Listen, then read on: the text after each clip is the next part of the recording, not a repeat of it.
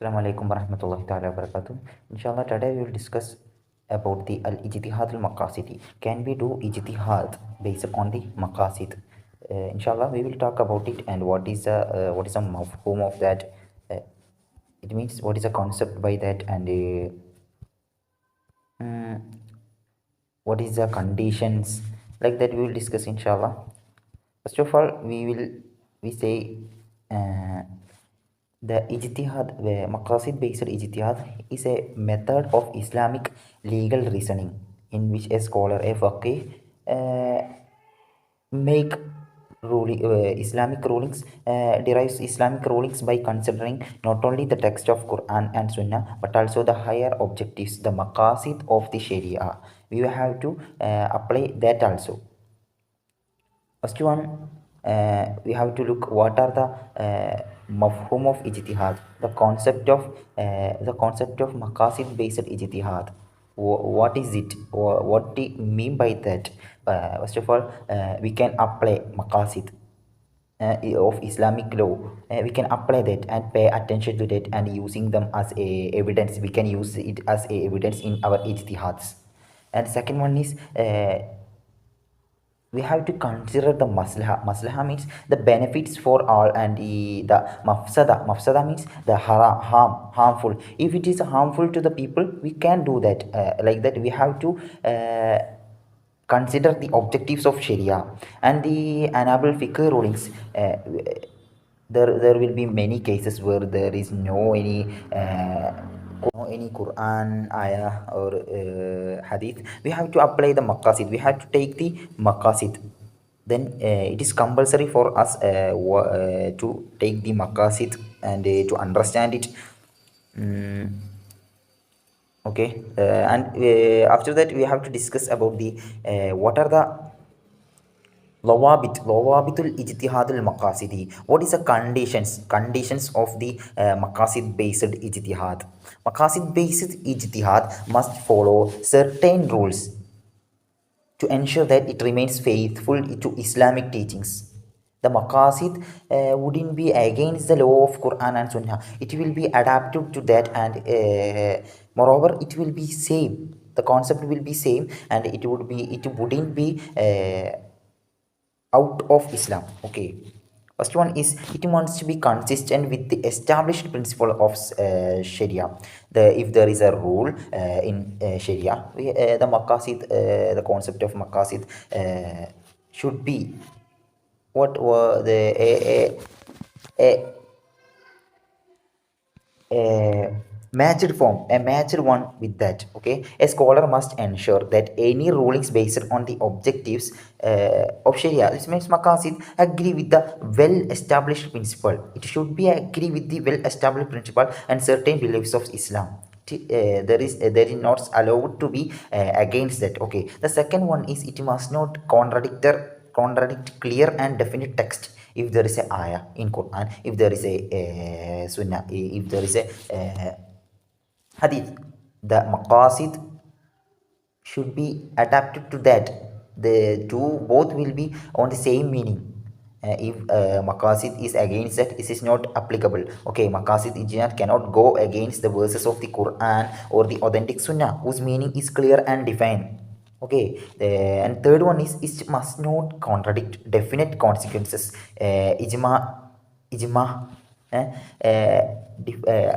must not contradict with that. A scholar cannot issue a ruling that opposes a matter on which Muslim scholars have reached a defined and established consensus. It means if there is a ijma, if there is some scholars, we know what is the ijma, and if there is some scholars who says like that, what the maqasid wouldn't be against that. It should be in both also in one meaning. And the fourth one is it must not contradict qiyas. First of all, we said it must not contradict with the Quran and Sunnah. Secondly, we said it must not contradict with the ijma, and third one is it must not contradict with the qiyas, whose effective cause is explicitly mentioned. The in qiyas, there will be if we take a wine, we know what is the iskar illa. If the maqasid is just should not oppose qiyas when the illa of the ruling has been clearly stated by Allah or the Prophet. In such case, we know, as an example we took the wine. We know what is why that we avoid it, the Islam states stand against it.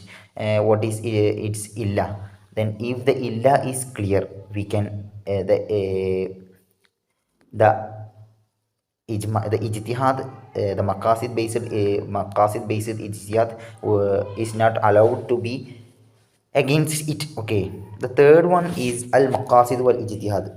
After that we have what we will explain what is the concept of Imam Shafi, what is the concept of Imam Al-Ghazali. Firstly, we will talk about the Imam Shafi. The Shafi rahimahullah always considered the general objectives, I mean maqasid, always considered it. The Imam Shafi believed that a scholar should consider the general objectives, is means maqasid of the Sharia when performing a ijtihad. If someone do ijtihad, he should consider the general objectives. He did not really only on the literal wording of the Quran and Sunnah, but also consider the broader purpose of behind the Islamic rulings and help him derive rulings that were faithful to both text and the spirit of the Islam.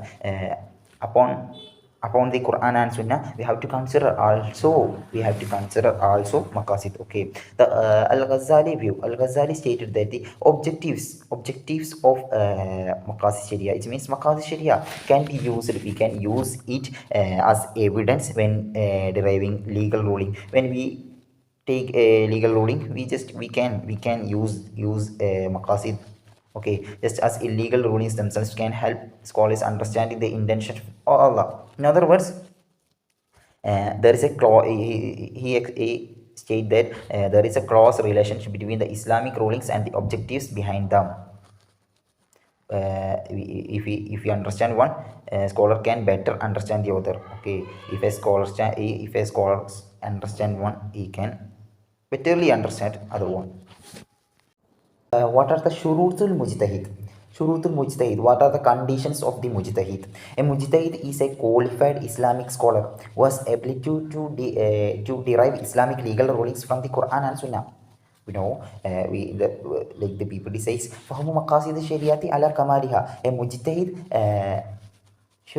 must have a true understanding of the maqasid of the Sharia. This means knowing the higher purpose of the Islamic law, such as what is a deen, what is a nafs, what is a akal, what is nasil, what is a mal, and how we can consider it, in which purpose we can take it, and in which purpose we have to avoid it. You know everything about that. You have to know about it. Ala kamaliha. And the second one is the ability to derive rulings based on the maqasid. First one, he have to understand it and he can apply those objectives to new and contemporary issues. If there is a contemporary issue, he can think. He has the ability to think. It is like that. It is like that masala. And he can apply those rules to this masala. Okay, the deriving rules that achieve benefit, if there is a rule that it will give maslaha or it will prevent mafsada, while and it also remains faithful to the Quran and Sunnah, then he can take it as the good, and because he has the ability to derive rulings based on maqasid. After that we have to say Al-Allama Ibn Ashur rahimahullah فقد تعرضت مرارا لبيان أهمية المقاصد في الاجتهاد الفقهي. You know, the famous scholar Ibn Ashur repeatedly emphasized the importance of the maqasid. He always to express that, he wrote a special chapter titled the jurists need to know the objectives of the Sharia. احتياج الفقيه إلى معرفة مقاصد الشريعة. In this chapter, he explained that the faqih. In this, he explained a jurist cannot do a proper ijtihad without understanding the objectives and wisdom behind the Islamic law. He have to understand it, and it is a It is a basic form of the maqasid. According to Ibn Asr, ijtihad sharia is carried out in some different ways. First one, he says we have to understand the true purpose behind the Islamic rulings. Why Islam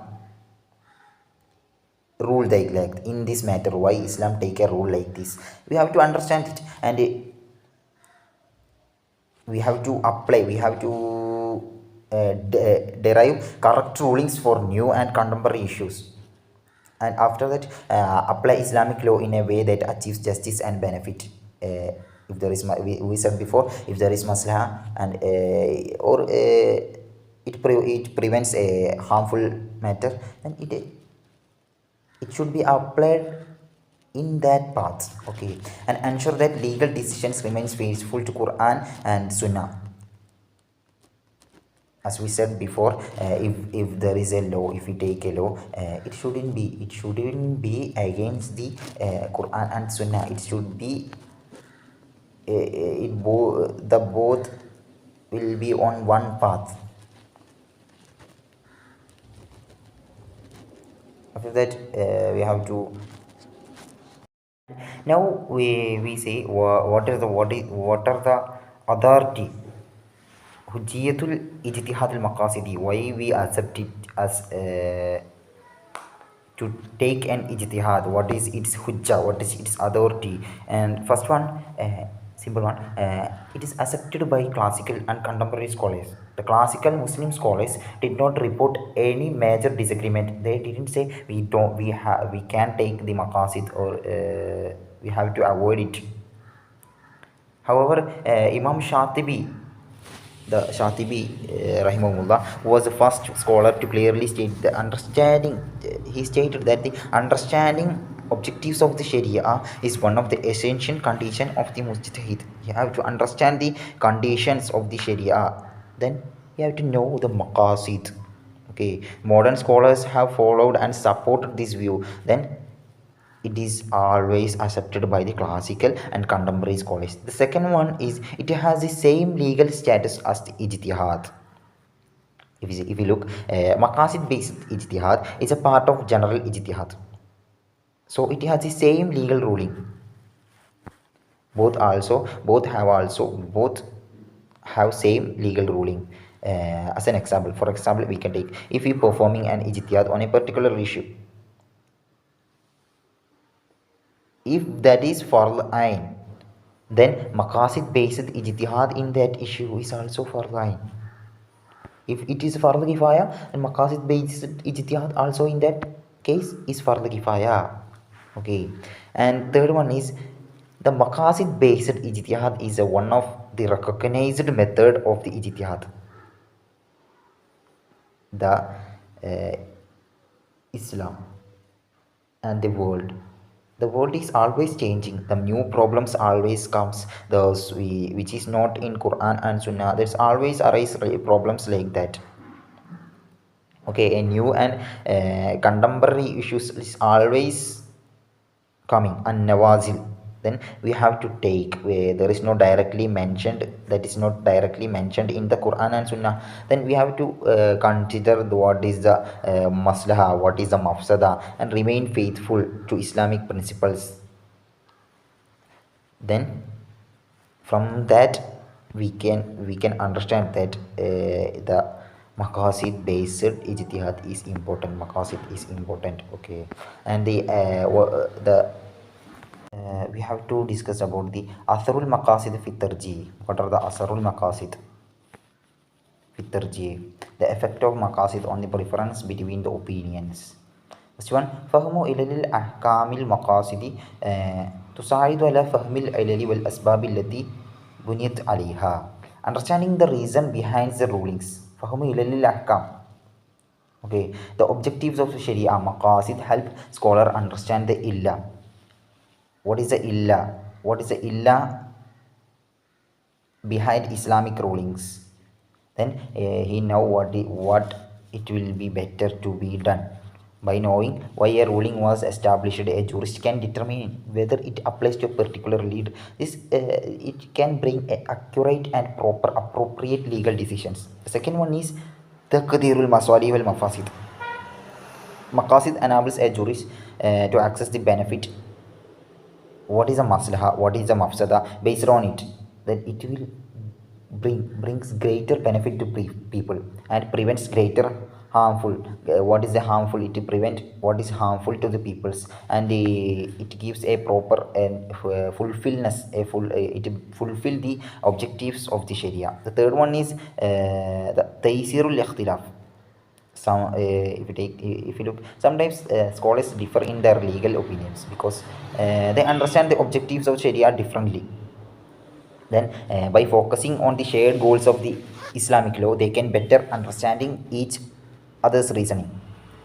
Then we can reduce the difference among the scholars. Then we can come to a closer view between them. Fourth one is Tawheedul Ro'i, unifying views. Understanding the objectives of the Sharia can help unify opinions on controversial issue. Instead of focusing on only on differences, scholars emphasize the general objectives of the Islam, such as justice, mercy, public welfare. They give priority to the common good over individual and personal interest. Okay. Next one is the effect of the maqasid in bringing the schools of thought closer together. Asarul maqasid fi taqribi bainal madahib. There will be differences between the madahibs. Then, if you apply the maqasid between them, we can we can add both of them to one conclusion by focusing overcoming the apparent differences. First benefit of this is we can overcome the differences between them. Tajawuzul khilafat al-zahiriyya. By focusing on the maqasid, scholar can move beyond the apparent difference between the Islamic school of thought. It means madhab. We can avoid the difference between them. Okay. They focus on the common goals of Sharia.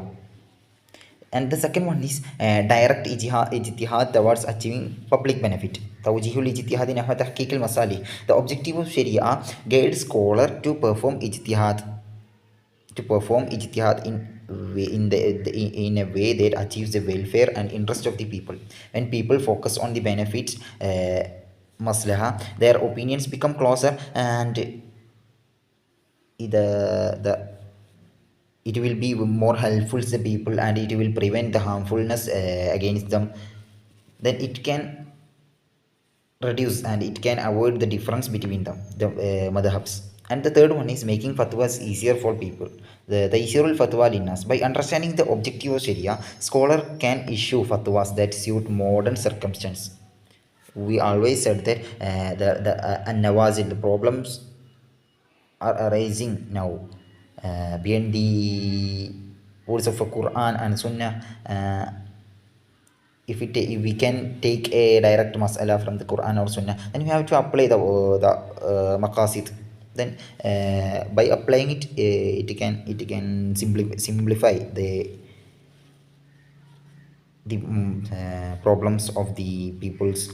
Through that we can make a simple conclusion and solution from it. As an example for that, we can take Zakatul Fitr. There is a different opinion among Islamic scholars regarding Zakatul Fitr. Some says it is obligatory upon every Muslim. Every Muslim has to give that. Then some says it's obligatory only on those who possess enough food for themselves and their dependents on that day. Then there is two different views. Then when we take that issue, when we look that issue through the maqasid, we can find that the Zakatul Fitr, why it is applied. We know to help people and enrich the poor, and to meet the needy people before the Eid, to ensure that everyone can celebrate Eid with dignity and happiness. We know what is the purpose. Then therefore a faqih, a Islamic jurist, may prefer opinions that best fulfills those objectives.